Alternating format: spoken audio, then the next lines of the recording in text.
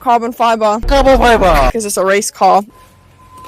That door doesn't work. We got some stained seats here. Obviously lots of crap on the carpets. There's no lock. Yeah, the seats definitely have age to them. Welcome to a new thing that I am doing called Grime to Gleam, where I turn the dirtiest, most horrible, stinking cars to as clean as I can possibly get them. Yeah, that's going to need a good clean as well. We are doing a complete full detail today, including a polish and wax. Oh, sick! Carbon fiber! Carbon fiber. I am offering this customer the complete detail, completely free of charge, just to help him out because he has another kid on the way. So I thought it'd be a nice thing to do to help him out a little bit. Okay, so starting off with a full detail, you are going to want a lot of equipment. My previous video that I did was just the basics. So of course you do still want your 2 buckets. You want a jet wash. Today we are also going to do snow foam. So I've also got the snow foam ready and prepared in here. I have a lot of detailing stuff here, as you can tell. Okay, so these gloves are definitely not waterproof. So I think I'm going to be losing limbs today. It is freezing cold. I don't do winter. So of course, when starting to detail the car, the very first step you want to do is obviously jet wash the car to get all the surface griming things off.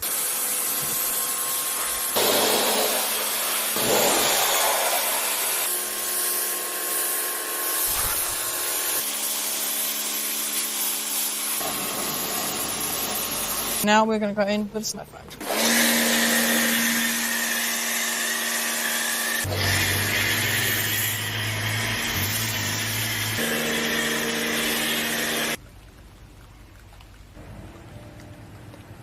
Yeah, this is definitely one of my favorite, most satisfying things to watch. It's like if a psycho just enjoyed watching paint dry. This is basically what that is.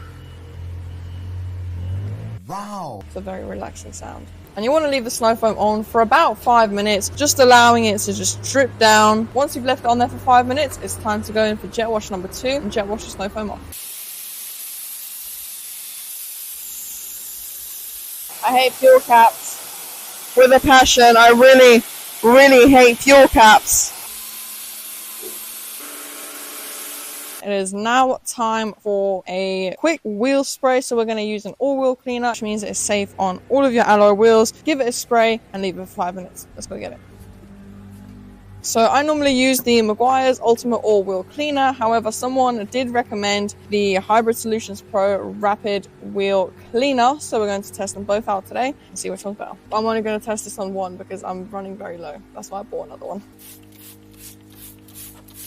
I like to use quite a lot of it personally, especially on wheels like this that have probably never seen a wheel cleaner in their life and are absolutely caked in brake dust. As soon as this stuff comes in contact with any sort of brake dust or grime, it turns purple, and that's when it starts seeping off and taking all of that crap off with it. So just leave it on there for 5 minutes, let it do its thing, and then jet wash off afterwards. Definitely prefer the Meguiar's.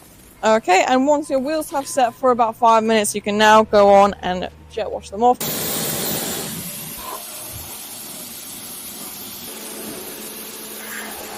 It is now time for the 2 bucket method, of course starting with the wheels. Here I have 1 bucket with soapy water and 1 bucket with clean water. They do both have grit guards in the bottom just so any grit that gets caught in the brush as I wash it off gets stuck underneath and doesn't get mixed in with the clean water that I'm trying to take out. So you want to dip your wheel brush into the soapy water and go ham. Honestly, don't think this wheel has been cleaned for like a century. And when your brush is dirty, put it in the non-soapy water, give it a nice rinse off, and it's ready to go back in the clean.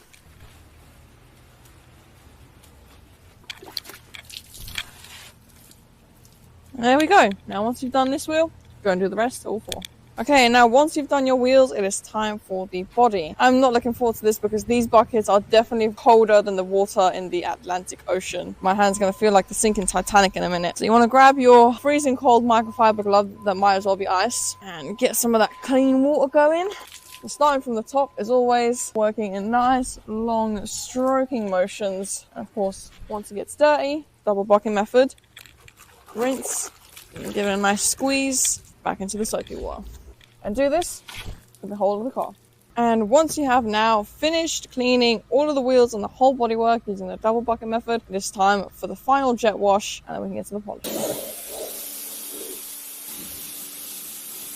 Okay, and once you have finished jet washing and washing the whole car, it is now time to bring out my favorite ever drying towel. All you need is one swipe, follow the bodywork, and you've got yourself a dry car.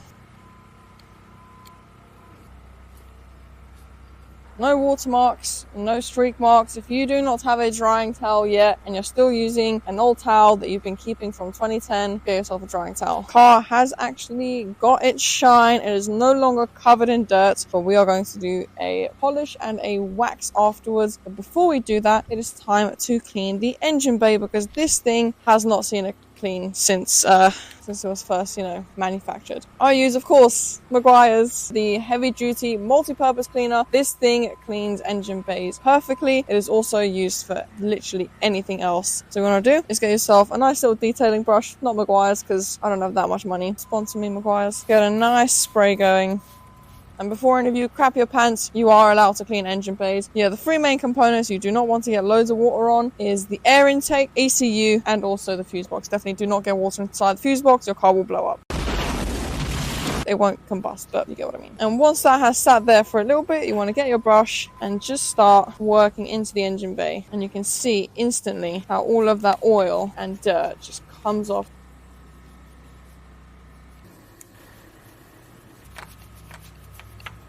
Okay, and here we have it. I have now polished up this cover and also done as best as I can under the bonnet. Unfortunately, I do not have sandpaper with me currently, so I was not able to do too much work on this because this just requires sandpapering. It's all just rust. It looks so much cleaner than it did before and really still transforms the look of the car. A much shinier, cleaner looking engine bay. Okay, the exterior is almost done. We just have 3 steps left to go, which is the polish and the wax on the paintwork, and also we're going to try and brighten these yellow dim looking headlights with our nice Meguiar's Plastex plastic cleaner. Step 1, I always like to start with the polish, work the whole way around the car. So for that, I use an electric polishing machine, of course Meguiar's polish, because I am Meguiar's crazy. Okay, ignore the Halfords polishing machine as well. I really do not have the money to have like a really nice polishing machine. I will do eventually. With your polishing bonnets, you want to make sure you're using a nice and clean one. I put them in the washing machine after every single use, but eventually they do start to become grimy and horrible. So as soon as they do, buy yourself a new washing bonnet. They're quite cheap and quite easy to get. And it's not the easiest thing in the world. It's actually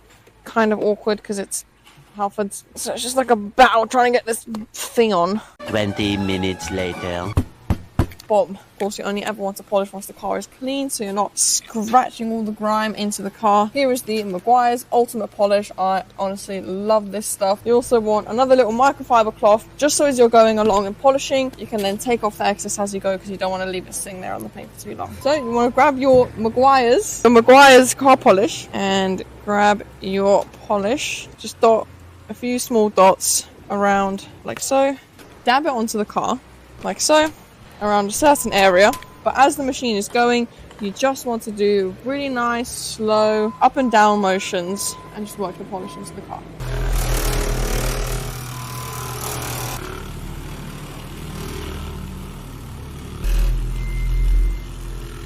And once you've worked on a certain patch, you want to work bit by bit at a time. Grab your microfiber cloth and just gently swipe off the excess, going in nice long strokes. And now just repeat this process for the entire car. And now once you've finished polishing the entire car, it is time to move on to the headlights. So here I have Plastex. There's a clear plastic cleaner and polish. Again, just put a little dot, not too much. And again, you just want to dab it all over the headlight like so and polish away.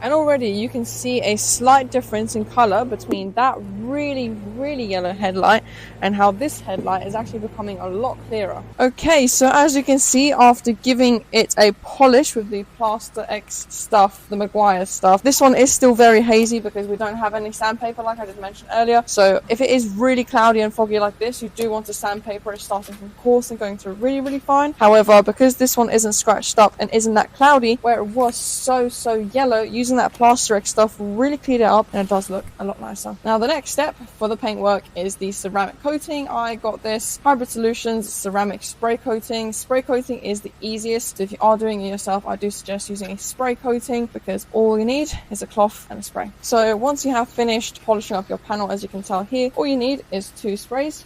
1, 2 across the panel, and then you grab your microfiber cloth and just clean that into the bodywork. And just like that, with 2 simple steps, by spraying it and giving it a clean, you've got your ceramic coating. Of course, there are professional ceramic coatings, but if you are new to ceramic coatings, I do recommend a spray. It lasts up to 12 months with proper care, so I wouldn't take that and run with it, but I'm going to do that for the entire car. Okay, and the last and final step of all of the exterior work, arguably my favorite part, second to snow foam probably, is tire gel. I cannot stress how good tire gel makes a car finish look. Of course, Maguire's. Oh, and Maguire's, because repping the brand. So this is my favorite tire gel they have. You can get like a spray one, but I do prefer the gel. I think it looks so much better, and it is a lot longer lasting than the sprays. So you want to get your applicator pad, squirt a little bit on, nice little strip, give it a nice dab, and then just work it into the rubber.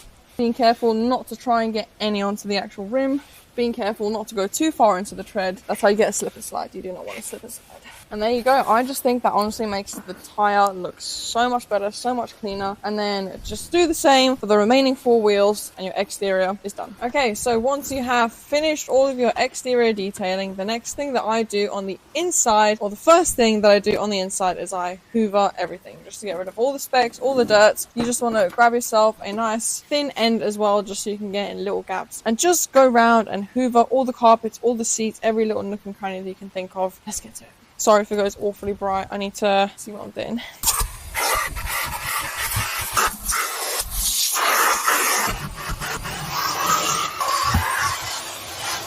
Interior wise, everything has now been hoovered. I tried to also do carpet stripes, but the carpet isn't deep enough, so it didn't really work. I have also gone round with a Maguire's interior detailer, and I've cleaned up all of the dash and everything. My camera equipment did die, so I wasn't able to film the process. Everything is now clean. If you just get a microfiber cloth, spray some of that on, give it a nice wipe, and then there is also a new car sense protectant by Maguire's, which I just used on top afterwards, which just protects it from UV damage and makes it look nicer for longer. So I also went through that, and it smells amazing in here right now. I also went round and used the, obviously, Maguire's perfect glass cleaner to clean all the glass, and all the glass does look amazing right now. Final step of the night, as you can tell, it has got very dark. I really do not like the winter. Last thing that you want to do, especially when you have a car that might have seat stains, is to use something like a wax machine, or any sort of machine that like sprays, and then you can use the brush to clean and hoover it up. Yeah, so this is basically like a wax, but there's many different brands. You don't have to buy the wax. It's just a spot stain cleaner. It is perfect for doing interior seats and things like that, because it really just pulls up all of the dirt that is sitting underneath. Here we go. Let's turn this bad boy on. So what I normally do is I spray the seat,